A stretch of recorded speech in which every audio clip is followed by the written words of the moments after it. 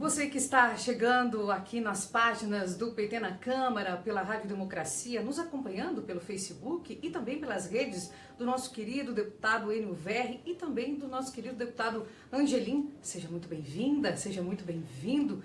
Nós vamos conversar, eu estou honrada aqui nos estúdios do PT na Câmara, ladeada de dois professores. Muito obrigada, deputado Enio Verri. Prazer recebê-lo. Agora eu vou dizer ao vivo, né, deputado Angelim? Estávamos sim com saudade sua. Obrigado, Ana. É um grande prazer estar presente de novo, conversando com a nossa companheirada em todo o Brasil. E me sinto honrado de ter a presença aqui do deputado federal Angelim, do PT do Acre, um grande companheiro, e temos, além de tudo isso em comum, somos professores de economia. Portanto, trocamos muitas experiências. A gente sempre diz, Ana, a gente conversa muito para errar menos. Isso é muito bom. Deputado Angelim, prazer receber aqui. Nós queríamos tanto que o senhor estivesse aqui conosco nos nossos programas e hoje o senhor chega e vamos incomodar um pouquinho esse povo do Sul aqui, esse paranaense hoje, não vamos? Olha, eu quero te agradecer pelo convite, muito honrado de estar aqui na sua presença e do meu querido amigo deputado Enio. Eu tenho aprendido muito com o deputado Enio, é um doutor em economia. E é isso, a gente tem trocado muitas informações sobre a conjuntura nacional, política, econômica principalmente, e também dialogar com você que está aí nos assistindo. E aí vamos aproveitar e pedir para você que clique em compartilhar e vai aparecer lá um pequeno detalhe para você compartilhar nos grupos. E é importante que nós levemos estas informações, porque a economia, às vezes as pessoas pensam assim, mas está acontecendo isso não influencia no meu dia a dia. Na verdade, influencia muito. Então você clica em compartilhar e distribui nos grupos e ao mesmo tempo clica em compartilhar, copia o link e vamos distribuir. A primeira pergunta que eu quero fazer para vocês é, muito se ouve falar em produto interno bruto, é o tal do PIB, mas as pessoas que estão em casa se perguntam, mas o que isso tem a ver comigo? Em que isso interfere, por exemplo, na compra do supermercado, no meu consumo de energia, no meu consumo de água? E de onde vem esse produto interno bruto, deputado Angelim e deputado Enio Verri? Olha, eu posso começar? Claro, por favor. O nome PIB, Produto Interno Bruto, é a soma de tudo que é produzido dentro de um país. No caso do Brasil, é o PIB brasileiro. Só que esse PIB brasileiro é uma conta difícil de fazer para quem está nos assistindo. Porque ele não soma só os pães que são fabricados, ou os caminhões que são fabricados, mas soma também bens e serviços. Ou seja, tudo aquilo que você produz no país, as aulas que nós damos, tudo isso é calculado para você dizer se a economia, quanto que a economia cresceu em relação a um ano, em relação ao outro. Por exemplo, estamos dizendo que o PIB cresceu 1% esse ano em relação ao ano passado. Isso quer dizer que a economia está melhorando porque o produto interno bruto é melhor? Não necessariamente, porque o PIB ele é um conceito que diz o seguinte, foi produzido tanto. Mas a pergunta a ser feita é, foi produzido para quem? Quem é que recebeu o resultado desse PIB? E note a contradição, Ana, eu acho que o Angelim vai concordar comigo. Então nós temos o seguinte, o PIB cresceu 1%, mas aumentou o desemprego e aumentou a fome no Brasil. Ué, isso é bom para quem? Na verdade, o PIB cresceu porque os ricos ficaram cada vez mais ricos e os pobres ficaram cada vez mais pobres. Tanto, dois jornais, a semana passada, a Folha de São Paulo, dizendo isso, que os ricos ficaram mais ricos em quase 3%. Em especial, quem ganha mais de 160 salários mínimos por mês ficaram mais ricos. E, em compensação, quem era chamado daquela nova classe média, ela voltou a ser aquela classe miserável, e também a previsão é que levará mais 15 a 20 anos para voltar a crescer novamente. Ou seja, o PIB cresceu, as políticas econômicas adotadas pelo Temer favoreceu que a economia crescesse, mas ele não se desenvolveu, ele não distribuiu a riqueza que foi criada.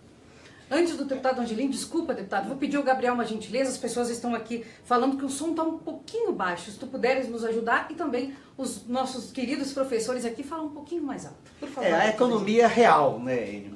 A economia real é que a população a população com menor renda, a desempregada ou a que ganha uma renda muito baixa, cada vez mais ela vê redução do poder real do seu salário, ela vê os filhos em idade de trabalhar sem ter uma oportunidade de trabalho, ela vê cada vez mais seus direitos trabalhistas sendo retirados e os indicadores econômicos são muito bons para nós economistas estamos estudando, debatendo, mas a economia real das famílias brasileiras está a cada dia tendo uma queda de qualidade de vida. E quando você lê os jornais, vê assim, 5 brasileiros têm uma renda, uma riqueza correspondente a quase 50% da população brasileira. Aí está os dois Brasis, né? O Brasil de poucos e o Brasil da grande maioria, que no nosso governo, do presidente Lula, da presidenta Dilma, tinham dificuldades, mas tinham outro patamar de expectativas, de qualidade de vida, né? O seu filho estava na escola, o seu filho estava com o financiamento do FIES, a geração de emprego, nós estávamos quase numa geração de pleno emprego, e hoje você vê a cada dia, você tendo que retirar seus filhos da escola, das universidades, por aquela redução do FIES, você vê a sua família tendo cada vez menor atendimento na saúde, no centro de saúde, nos postos, nos módulos, em função da redução do Mais Médico, você vê a redução do ProUni, você vê não o aumento, mas a retirada do salário mínimo, a redução que teve real. Então você vê o seu poder de compra diminuindo, e quando se diz a soma de todas as riquezas produzidas no Brasil, aí tem a área, o setor serviços, que é muito difícil de mensurar, como falou o deputado Enio, a questão das nossas aulas. Serviço é muito difícil de mensurar. Mas o que é mais importante que eu quero focar é a economia real. É que esse crescimento fictício, que o governo vai dizer, não, a economia está crescendo. Para quem? Está crescendo para favorecer quem? O sistema financeiro nacional, as grandes corporações nacionais, que essas continuam crescendo. Os lucros dos bancos privados do Brasil são recordes no mundo. E os bancos multinacionais é o que mantém a rentabilidade das suas filiais e das suas matrizes em outros países, é a rentabilidade do Brasil.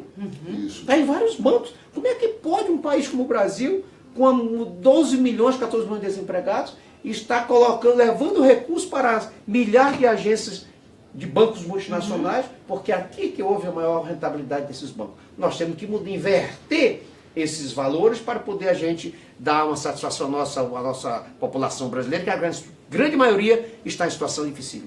E deputado Angelim, deputado Enio, aí vem esse golpista Michel Temer e simplesmente libera a compra de papel, moeda no exterior e enfraquece a Casa da Moeda. Mas é mais do que isso, né? Na verdade, o que é você tirar o papel da Casa da Moeda, não o papel enquanto unidade, né? A função da Casa da Moeda é muito mais do que isso. Isso é o maior exemplo, com a sua pergunta, Ana, do fim da soberania nacional. O debate a ser feito aqui, para você que está nos assistindo e nos ouvindo, é entender o seguinte: o golpe, ele vem para atender um setor da sociedade que sempre teve privilégios e perdeu por 13 anos o papel de ator principal do cenário econômico, que é a elite, em especial a elite financeira. Aí é preciso devolver esse capital aquilo que no governo Lula era do povo. Então, o que é você acabar com a soberania nacional? É, por exemplo, acabar com o regime de partilha do pré-sal. Passar a fazer uma licitação onde a Shell ganha o direito de explorar o pré-sal e Temer dá de presente a isenção de pagamento de impostos à Shell sobre a exploração do petróleo. Isso implicou, nos próximos 25 anos, um prejuízo de R$1 trilhão. 1 trilhão.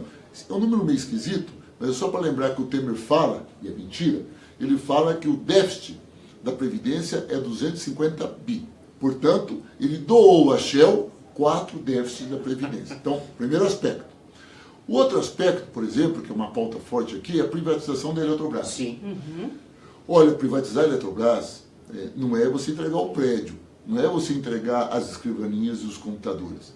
É todo o processo de inovação tecnológica brasileira. O Brasil estava desenvolvendo o seu primeiro submarino nuclear. Quem estava dirigindo isso era um físico, então está vivo, um físico genial, respeitado no mundo todo, que era o presidente da Eletrobras, que é o coronel Otton. Aí, como estava muito avançado, ele é acusado de corrupção, como Lula, ele inclusive é preso. Com isso, interrompe-se todo o processo de pesquisa do submarino nuclear e agora privatizam a Eletrobras. E para quem vai toda a pesquisa do submarino nuclear? Para o capital internacional. A Casa da Moeda é a mesma coisa. Um país como o nosso tem que ter o poder sobre a impressão da sua moeda. Isso é uma questão de ser um país desenvolvido. Ou você acha que nos Estados Unidos eles terceirizam a impressão da moeda do dólar? Tem lá o Fort Knox, que eles guardam o ouro, tem a máquina, a casa lá deles que fabricam isso daí. Por quê? Isso é soberania nacional. Então, privatizar a Casa da Moeda é apenas um símbolo da entrega de toda a riqueza nacional nas mãos do capital financeiro internacional e, principalmente, dar a eles o poder de dizer qual a melhor política econômica para o nosso país. Que, cabe lembrar, não é a mesma dos interesses da população brasileira. Mas, deputado Angelim, o deputado Enio fez referência a essa questão da soberania, a Casa da Moeda e também da Eletrobras. O senhor foi prefeito 8 anos. As pessoas podem se perguntar assim, mas e daí? Qual é o problema? O que isso vai interferir no meu dia a dia? Eu posso muito bem deixar comprar em papel, fazerem a moeda no exterior. Olha, Ana, você que está nos assistindo, o deputado Enio foi preciso na sua exposição. Agora eu quero ir para aquela economia, e eu postei no dia desse assim, Enio, esse governo golpista do Temer tem um desapreço pelos ativos nacionais. Isso. Parece fim de xepa, fim de feira, né? Que tudo é mais barato. Primeiro ele ataca, ele fragiliza as estatais, as empresas, para poder vender depois a preço de banana, como se diz. Como no caso da Eletrobras, por exemplo. Na minha região, 22 municípios, um estado pequeno do Acre, tem 3 municípios isolados, que é da termoelétrica. Né? E nós estamos aí, a Eletrobras, a Eletronorte, está construindo um linhão que leva da capital para o Juruá, que passa por a maioria dos municípios do Acre. A um custo altíssimo. Na hora que privatizar, esse custo altíssimo da interligação do Sistema Nacional de Energia passa para a conta do consumidor. Além do que, milhares e milhares de pequenos, de seringueiros, de ribeirinhos, que foram beneficiados com o programa do presidente Lula de Luz para Todos, né? Você sobrevoa o Acre hoje, é a coisa mais linda, porque aquelas lâmpadazinhas, a floresta, que era aquela imensidão escura, agora está toda iluminada, aqueles pontos de luz na floresta. E essas pessoas vão pagar como uma conta de luz que vai subir assustadoramente, e já é alta. Ontem eu vi um artigo de um economista já dizendo dos preços exorbitantes que está tendo na conta de luz do consumidor. Com a privatização do sistema Eletrobras e as suas subsidiárias, vai aumentar ainda mais. Mas se for só vender, também não é isso. Nós vamos abrir mão do que disse o deputado Enio, é a questão do controle do sistema energético brasileiro, que é uma área estratégica para o país. Nenhum país civilizado que tenha vergonha na cara dos seus dirigentes vai abrir mão de um controle da sua política energética. Isso é estratégico para o país, como é a Petrobras, como é o pré-sal, por que essa vinda, essa abertura de quase trilhões de reais para as grandes subsidiárias, as grandes empresas petrolíferas no mundo? É porque estão todas vindo para cá, porque o que tem do pré-sal, que foi descoberto no nosso governo do PT, é imensurável. Não existe mais nenhum país do mundo um quantitativo, um volume tão grande e perspectivas também promissoras de petróleo, como nós temos no pré-sal, nos poços profundos do pré-sal. Então, esse desapreço pelos ativos nacionais. Em relação à questão da política energética, mas tem outras áreas. Por exemplo, essa regulamentação das telecomunicações é gravíssima. Porque quando eu era prefeito em Rio Branco, eu chamava a Vivo, chamava a Claro, e dizia assim, a Oi, dizia, mas olha, a gente precisa colocar, naquele tempo tinha orelhões na cidade, mas a área rural. Aí eles, não, nós temos aqui, nosso contrato, a gente melhora a situação dos centros urbanos, mas com a obrigação de ir para as aldeias indígenas, colocar lá o orelhão, de levar, era contrapartida de não só pegar o filé mignon, mas pegar também as regiões que não são, do ponto de vista rentáveis, do ponto de vista para as empresas. Com esse projeto de lei que está circulando, isso altera. Isso você vai reduzir muito esse alcance dessas operadoras para as áreas mais distantes e não rentáveis. Quem vai ser prejudicado são milhões de brasileiros que não vivem nos centros urbanos. Né? Nós temos que olhar com carinho isso, além de aumentar também o custo mensal da utilização dessas operadoras. Então, a gente tem que ir para a economia real. Por favor. O que o deputado Angelim colocou, eu quero ressaltar. Na verdade, essa revisão da lei das telecomunicações tem uma coisa muito importante por trás que ainda não foi denunciado. Eles querem resolver o problema da Oi. Eles não estão querendo de maneira nenhuma tornar mais moderno. É lógico, a inovação tecnológica ela é revolucionária no mundo. O Brasil está inserido nisso. Isso faz com que essas leis que envolvem a telecomunicação tenham que ser revistas com frequência. Não há problema nenhum. Nós não queremos viver no tempo das cavernas. Mas, concretamente, nesse momento, colocar esse projeto de lei, por trás disso... O jabutis, como chama aqui. O jabuti, exatamente. Por trás disso está um grande acerto do pepino que ficou a Oi. O governo Temer fez um acerto com a Oi, um acerto duro de explicar. Ele vai ter problema, inclusive, judicial para resolver. Patrimônio do governo passar para uma iniciativa privada. E agora ele cria uma nova regra para, por trás da fumaça que vai ser criada. Sim.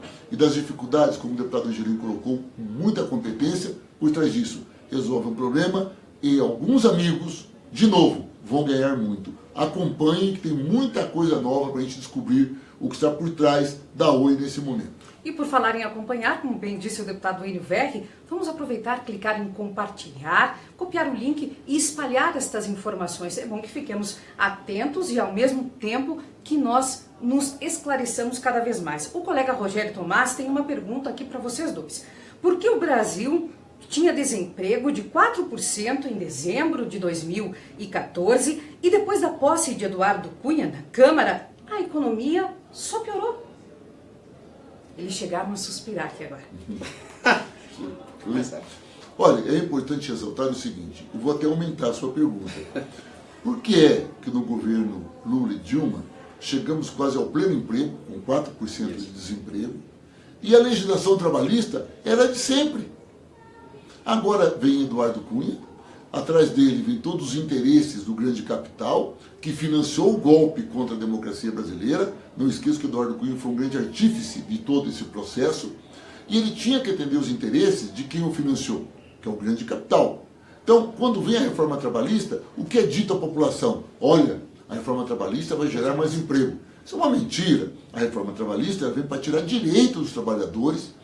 Na linguagem econômica, vai diminuir na economia o total de pagamento de salários aos trabalhadores e vai aumentar o pacote de lucro da economia. Concorda, Irene? Porque os trabalhadores vão ganhar menos. Claro, em breve todos verão na imprensa, começa a redução do desemprego. Note, a reforma trabalhista, a política econômica do Temer vai diminuir o desemprego. Parece uma contradição. Não é. Acontece que um grande número de pessoas vão estar vinculados a algum tipo de ocupação. Ou via o trabalho intermitente, trabalhando 1 hora por dia, ou 2, ou via contrato terceirizado.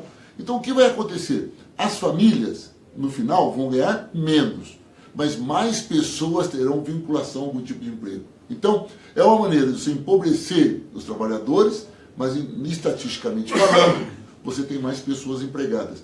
É aquele conceito do que é a estatística, né? A gente costuma dizer que média é quando, por exemplo, a Ana está com os pés no fogão e a sua cabeça está na geladeira, na média ela está muito bem, né? Ou então, se eu como 2 sanduíches e o deputado Angelino não come nenhum, na média nós dois fomos alimentados. Então, isso é que está acontecendo. Agora, Eduardo Cunha, junto com a Federação das Indústrias, com os grandes bancos, financiam a existência do golpe, financiam uma nova política econômica que faz exatamente isso que você pergunta. Aumenta o desemprego, aumenta a miséria, mas aumenta o lucro do grande capital, aumenta o lucro dos grandes bancos e, principalmente, eu acho que isso que é mais importante, dá um novo norte a quem dirige o país. Quem dirige hoje o país é o tal do mercado, né? O mercado está nervoso, o mercado ficou feliz, o Lula foi condenado ontem, aquele recurso dele, ele perdeu o recurso do habeas corpus, consequentemente o mercado cresceu, o dólar baixa, ou seja, tudo o que acontece no Brasil hoje é só para atender o interesse do mercado. E o que é mercado? De novo os professores de economia vão dizer aqui. Dos livrinhos de economia, quando a gente dava aula lá atrás, mercado é tudo aquilo que compra e vende, né? Então, mercado é o soja produzido, é o carro produzido, é aquela mercearia que vende 1 quilo de arroz, é a panificadora que vende o pão. Isso tudo é mercado. Só que isso não existe mais. Hoje, mercado é só especulação da Bolsa de Valores e o grande capital financeiro. Quando dizem que o mercado está melhorando, não é porque se produziu mais, não é porque se gerou mais emprego. O mercado está melhorando porque os bancos estão ganhando mais. É isso que é importante ressaltar nesse momento. Então, o desemprego está inserido nesse desenho da distribuição da soberania nacional. Pode entregar, por favor. Desculpa, deputado Velho. Não, pelo contrário. A soberania nacional e, principalmente, a entrega das riquezas brasileiras e da produção brasileira para o capital internacional. Eu quero num viés interessante, você lembrou de sala de aula. Sim. A gente vê que a mão invisível do mercado. Adam Smith. No governo golpista do Temer, nós sabemos que mãos são essas, a serviço de quem está do capital financeiro internacional, né, das grandes corporações.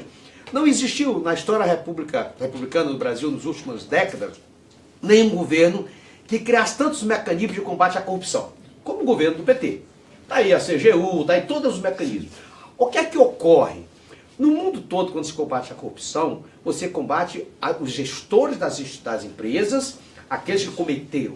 No Brasil, com a Lava Jato, o que é que está acontecendo? E aí é um pouco da pergunta do Rogério. Você não só está penalizando os dirigentes, como está falindo, acabando as grandes empresas brasileiras da área da construção civil e todas as grandes empresas que geraram e geram milhões e milhões de empregos. Essas empresas estão demitindo assustadoramente os seus quadros, inclusive, altamente qualificados na área de engenharia, na área de outras áreas profissionais. Esse é um desemprego que cresce. Segundo, o Eduardo Cunha. Meu Deus, todo mundo dizia assim, pautas bombas contra o trabalhador. Um governo reformista, entre aspas, para bater naquele que menos pode, que é os que ganham menos e é a grande massa dos trabalhadores brasileiros. Aí você faz uma reforma trabalhista, que, como disse o deputado Enio, que você você fragiliza a relação trabalhista, as pessoas passam a ganhar menos, que ganha por hora, o trabalho intermitente é um exemplo clássico, você demite e recontrata através de trabalho por horas trabalhadas. Então o que é que ocorre? Você passa a ter uma renda menor, passa a contribuir menos com a previdência privada, social, está aí o déficit que ele diz que é 260 bilhões da Previdência, quando as grandes empresas devem quase 500 bilhões, está provado isso. Os grandes bancos, as grandes empresas, que querem vender os seus planos privados da Previdência. Então essa questão do desemprego, e diz assim, não, está diminuindo o desemprego, isso é uma falácia. É só perguntar às pessoas que estão no dia a dia, nas feiras, não estou falando daqueles que estão comprando apartamentos em Lisboa, em Miami, estou falando do Brasil real. É só você fazer uma pesquisa junto aos trabalhadores brasileiros para ver como tem decaído essa qualidade de vida e como tem aumentado as estatísticas. Mais gente ocupada, mas menos gente usufruindo daquilo que o nosso governo ofereceu por tantos anos. Eu quero aproveitar a oportunidade, nós temos aqui vários anjos da guarda, vocês sabem disso, que vão nos dando aí alguns toques. Então o João acabou de me dizer assim, Ana, agradece a audiência. Pois é, eu sempre esqueço disso, mas vamos exercitar os 4 Cs. Vamos compartilhar, curtir, comentar, e muito obrigada a você que está nos acompanhando. Vários depoimentos aqui, um deles inclusive diz assim, eu quero o meu Brasil de volta, assim como é na Bahia. E, ao mesmo tempo, tem uma outra manifestação aqui que diz assim, a reforma trabalhista surgiu, na verdade, para escravizar o trabalhador e a trabalhadora. Olha, sem dúvida, e é importante perceber que nada ocorre por acaso. Porque a reforma trabalhista veio antes da reforma da Previdência. Esse é um debate importante de ser feito. Porque o deputado Angelim, ele falou uma coisa brilhante aqui. Imagine, o trabalho intermitente, muitas pessoas, milhares delas, vão no final do mês receber menos que o salário mínimo. Mas terão que contribuir à Previdência sobre o salário mínimo. Esse trabalhador vai ganhar menos e vai ter que tirar do bolso para pagar a diferença do mínimo necessário. Ou seja, é uma loucura. 2, essa reforma da Previdência vai fazer com que os nossos jovens, por exemplo, nossos filhos, eles se formem. Aí, se fosse aprovada a reforma da Previdência, e não terminou essa briga, quero ressaltar, ela pode voltar em dezembro, depois das eleições, veja o cálculo da juventude. Formei-me na universidade e tenho 22 anos. Pela lei, se for um homem, eu vou me aposentar aos 65. 22 para 65, 43. Mas essa lei, se for aprovada, fala que a cada 10 anos aumenta um ano. Então, vai aumentar mais 4. Tá? Então eu não vou me aposentar com 65 anos, eu vou me aposentar com 69 anos de idade. Pense bem, olha a conta que ele está fazendo. E vou trabalhar 47 anos para poder fazer isso. O que eu vou fazer sendo esse jovem? Vou trabalhar mesmo terceirizado, porque vai ser tudo terceirizado, não vai ter carteira assinada. Não pago a Previdência Social no carnezinho e compro uma Previdência privada. Em qualquer outro banco. Santander, Itaú, Bradesco, banco privado. O que vai acontecer? A juventude não pagando a Previdência, como nós vamos receber a nossa aposentadoria? Privatiza-se a aposentadoria. E aí, como nos Estados Unidos, como na Espanha, como no Chile, a aposentadoria nesse modelo que nós temos de Previdência Social, aprovada na Constituição Cidadã de 88, é destruída. Então, na verdade, a reforma da Previdência não é para cobrir o déficit, até porque não existe. Não é por problemas de caixa, que nós já aprovamos aqui, nós dois, com a isenção da Shell e a dívida que tem as grandes empresas da Previdência, que não tem problema de caixa. E a CPI do Senado mostrou que não é deficitário. Que não tem, exatamente. O que se tem é entregar um grande pacote de lucros para os bancos privados do Brasil, acabando com a Previdência Social. Então, é importante perceber que é esse o objetivo da reforma trabalhista e é esse o objetivo da reforma da Previdência. Graças aos movimentos sociais, graças à população, ele não conseguiu votos suficientes, mesmo daquele jeito ortodoxo dele de convencer os deputados, não conseguiu os 308 votos. Transferiu. Ele precisava distrair a população para que a população não percebesse que ele foi derrotado. O que ele faz? A intervenção no Rio de Janeiro. Ora, ele podia ter feito a intervenção no Rio uma semana depois, né, e votado a reforma da Previdência, mas ele viu que perderia. O que podemos esperar? A intervenção do Rio é até 31 de dezembro de 2018, e a Constituição brasileira não permite que se altere a Constituição durante uma intervenção. Ele pode chegar em 1º de dezembro, após as eleições, acabar com a intervenção e colocar para votar a reforma da Previdência. Isso é um risco, por isso temos que estar atentos que a guerra contra a reforma da Previdência não terminou. E a reforma da Previdência é a cereja do bolo que ele já recebeu antecipado e tem que entregar ao mercado financeiro. Deputado Enio Verri, deputado Angelim, e você que nos acompanha pela página do PT na Câmara, da Rádio Democracia e pelas redes do querido deputado Angelim e do deputado Enio Verri, tem uma notícia que não é muito boa para vocês. Ontem, em Não Me Toque, no estado do Rio Grande do Sul, Eliseu Padilha, muito conhecido aí pelos gaúchos, já disse em um ato lá na cidade: a reforma da Previdência volta à pauta logo depois das eleições. É um governo claudicante. A cada dia ele dá uma posição. Você tem uma ideia? Desculpa, deputado. Você tem uma ideia, hoje na imprensa diz que o ministro Meirelles, ontem pela manhã, teve a incumbência de estudos para reduzir o custo do combustível. No final do dia ele disse, não, já voltou atrás. Então, um governo que me parece que não gosta de planejamento, não decide de forma coletiva, né? Cada um vai lançando essas notícias.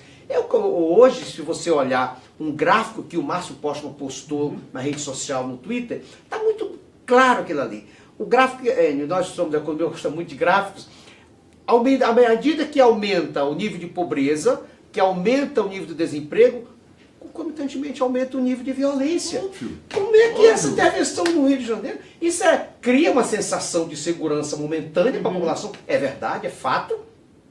O Rio estava realmente com uma situação muito caótica, mas está claro, os próprios generais do Exército têm dito, quando terminar, com poucos dias, volta tudo ao que era. Os caras estão dando uma trégua lá, as grandes facções, mas isso volta. Por quê? Esse gráfico explica. Porque falta investimentos na área da educação, na área da geração de oportunidade de trabalho, estou falando nem de emprego, de trabalho.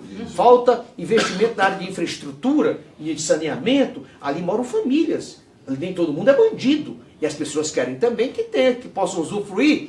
Aqueles que muitas vezes estão lá no Leblon, lá em Ipanema, em Copacabana, né? E que tem toda aquela infra de urbanidade, né? de civilização do ponto de vista da infraestrutura, e eles não têm. Então, por que o governo se vai gastar fortunas nessa intervenção militar, que é militar? Por que não investe um quantitativo também na área da infraestrutura, na área da qualidade na saúde, na educação e da oportunidade de trabalho para essas famílias? Um outro caso que é importante a gente falar é que é impressionante é a reforma da Previdência. Essa reforma da Previdência, eu concordo com o deputado Enio, ela foi retirada de pauta, não foi por uma decisão do governo, foi forçado a retirar de pauta, porque ia perder até a sua base de apoio. Claro que tem suas bases, provavelmente chegaram à conclusão que era nefasta a milhões e milhões de trabalhadores brasileiros, que ia dificultar, como disse o deputado Enio, uma aposentadoria que é um direito trabalhista que é constitucional, e ia simplesmente fragilizar a quem trabalha na área rural, os professores, pelo amor de Deus, a mulher. Nunca vi uma reforma tão machista, né, como essa, quando se coloca na questão da mulher. Então eu acredito o seguinte, que o que o ministro Eliseu Padilha falou lá no Rio Grande é mais uma falácia, como eles têm feito tantas aqui, de que vai se lançar. Não, isso é um aceno que eles querem dar para o mercado, que estão sendo pressionados para isso, mas a realidade aqui dentro do Congresso Nacional é que dificilmente neste governo passa qualquer tipo de arroubo de reforma previdenciária. Importante, então, que todos nos mantenhamos mobilizados, não é? Sem dúvida. É importante perceber que nós ganhamos uma batalha. Isso aí. Uma batalha. Não ganhamos a guerra. E se me permite, eu vou piorar só um pouquinho. Infelizmente, eu tenho que dar fazer essa avaliação, que é ruim. Historicamente, a Câmara dos Deputados era renovada a cada eleição em 50%. Isso é um dado estatístico. Isso quer dizer que no dia 8 de outubro, uma segunda-feira pela manhã, 50% dos deputados não serão reeleitos, o que dá de 513, 257 deputados. Deputados que voltarão ao parlamento muito bravos com os eleitores porque não o reelegeram. E estarão muito mais sensíveis, né, a uma conversa com Temer, a uma possibilidade de um emprego em algum outro setor, quem sabe alguns recursos extras, estarão mais sensíveis e, consequentemente, pode ser mais fácil que seja aprovada a reforma da Previdência. Após a eleição. Após as eleições. Por isso, a solução não é não reeleger, né? Se o deputado não merece o voto da população, não será reeleito, mas é que a população continue fiscalizando e cobrando, porque podemos ter péssimas surpresas nos últimos 20 dias do ano, passando as eleições, né? Espero que, claro, com o Lula eleito presidente, sem dúvida nenhuma, essa expectativa, as pesquisas apontam para isso, mas mesmo assim, Lula assumiria de 1º de janeiro. O novo Congresso Nacional seria 1º de janeiro, ou no caso o Congresso 1º de fevereiro, ele assumiria 1º de janeiro. Então, temos que tomar muito cuidado, é importante estar sempre atentos e acompanhando os movimentos do governo Temer. Olha o risco, Ana, que a gente está correndo após a eleição. Eu não tinha atentado para isso, deputado Enio. Eles esttalvez estejam preparando um saco de maldades para a população brasileira. Você falou tudo. Certamente não é para os poderosos, Claro que não. É para os que mais trabalham, homens e mulheres de mãos calejadas da área rural e do chão de fábrica, né, do comércio, é que vão estar. Uma outra questão que eu queria levantar rapidamente aqui é o desapreço que esse governo tem pelo micro e pequeno empresário. Né? Eu instalei o Sebrae no meu estado, durante 3 anos fui superintendente do Sebrae, e você vê que para as grandes empresas, grandes corporações, tudo, para o pequeno e o médio tendente para pequeno e o micro, é um total abandono. E isso é muito ruim, porque quem mais gera emprego nesse país é a micro e pequena empresa. Tem uma pergunta aqui do Eduardo Brito para vocês que diz o seguinte: eu até ia fazer uma pergunta para os deputados. Por que essa reforma da Previdência, ele está muito chateado, porque essa reforma da Previdência, como contribuinte da Previdência, eu já passei pela primeira. Esse tal de Henrique Meirelles fez muito mais estrago do que o Fernando Henrique. E agora estão com esse Henrique Meirelles de novo e quer fazer mais uma vez essa reforma da Previdência. Então, no total, eu vou passar por 2. Isso é justo, deputado Nilberg, deputado Angelim? Não é justo, claro que não é. Mas você há de convir que a última reforma que nós votamos, ela era muito mais justa. Como que era a última reforma, essa que está existindo hoje? É a chamada 85-95. Qual é? Se você é mulher, soma a sua idade com o tempo de contribuição, caso dê 85, você já faz jus à sua aposentadoria. Se for homem, soma a sua idade com o tempo de contribuição, dando 95, né? Um exemplo, no meu caso, eu tenho 57 anos, com 38 anos de contribuição, então 95, portanto eu faço jus à aposentadoria. Essa é uma maneira mais justa, respeitando-se inclusive algumas categorias que vamos chamar de especial, como professores, como pessoal da polícia. Então, eu acho ainda que, embora não seja ideal, mas esse modelo que está hoje é um modelo que, primeiro, não foi ainda avaliado estatisticamente se ele resolve ou não o chamado déficit da Previdência, que eu repito, não existe. Então, nem avaliamos o resultado da primeira, já querem fazer o segundo. E o Meirelles, o que é importante destacar aqui, é que o Meirelles é o porta-voz do mercado financeiro. Tudo que ele fizer será bom para o mercado, para o Deus mercado, e não para a população. Por isso, não há muito o que esperar dele. E ele é candidato, ele é pré-candidato a presidente da República. Você imagine, se o ministro da Fazenda já faz tantos males ao nosso povo, imagine uma figura como essa, presidente da República. O povo não merece. Queria fazer um pequeno acréscimo. É interessante, eu costumo falar nos debates que ninguém é dono da verdade, né? É isso, Enio. Mas a gente procura ser o mais justo possível, né? Então é incapível, não dá para a gente entender como que a gente trabalha essa questão da reforma da Previdência, o governo quer colocar esse pacote, que eu chamo um pacote da maldade, sem apresentar para a gente abrir a caixa preta da Previdência nesse país. Cadê os estudos atuariais? Nunca apresentaram aqui. Aí o senador Paim, do nosso Partido dos Trabalhadores, preside uma CPI no Senado que levanta tantos dados importantes que o governo não divulga. Aí começa a fazer uma mídia mentirosa, né, a milhões e milhões de reais o custo, que quem paga é o trabalhador brasileiro, tentando mudar, tentando enganar, né, a quem está na frente de seus televisores sobre uma reforma que não é a reforma real que eles querem apresentar para o país. Então eu acredito que é importante que nós sejamos muito claros. O governo tem que abrir essa caixa preta, o governo tem que fazer os estudos atuariais e não apenas estar fazendo uma propaganda enganosa, porque no fim só vai beneficiar os grandes bancos que vendem as suas previdências privadas. Isso. E vai penalizar a maioria esmagadora da população brasileira. Mas a nossa conversa está chegando ao final, está na hora do até breve. Nós que viajamos nas histórias aqui pelo Paraná antes do programa começar, muito honrada, viu, deputado Enio Veg? Muito obrigada. Eu que agradeço de novo a oportunidade e espero que tenhamos outras oportunidades de aprofundar esse debate, né? Eu quero agradecer também ao deputado Angelim. É uma honra debater com você, deputado. Obrigado. A gente aprende muito também, até porque o Brasil é um continente. Você imagine, um deputado do Acre e um do Paraná. Imagine a riqueza de somar isso aí, com a Ana do Rio Grande do Sul. Pronto. Então, isso tudo soma muito conhecimento, muito debate a bem do Brasil. Muito obrigado, um grande abraço. E aí nós vamos ver se da próxima vez ele vai trazer aquelas guloseimas que ele aproveita nas andanças por lá. O cafezinho, isso vai fazer assim. Vamos aproveitar a oportunidade de acompanhar o deputado Enio Veg e o deputado Angelim no Instagram, no Twitter, no Facebook, conhecer o trabalho deles. E ao mesmo tempo você vai ver que o deputado Angelim, como ele contou aqui pra gente e a gente acompanha, ele todas as manhãs toma café junto com as pessoas lá em Rio Branco. Então ele vai ter que tomar café com a gente aqui, né, deputado Enio Veg? Sem dúvida. Olha, Ana, e você que está nos assistindo, como eu gostaria de vir aqui para um debate com o deputado Enio, para a gente falar de coisas boas. Espero que em breve, no próximo governo do nosso presidente Lula, a gente venha aqui dar as boas novas, as boas notícias, como já fizemos tanto nos últimos anos dos nossos governos. Infelizmente, a situação real do Brasil é essa que nós falamos aqui, e não deu tempo de aprofundá-las, né? Mas a gente que caminha muito nas vielas, nos varadouros das nossas cidades, e o deputado Enio, eu acompanho muito ele não para quando ele está no Paraná, a gente conversa com as pessoas, que para mim é o melhor termômetro.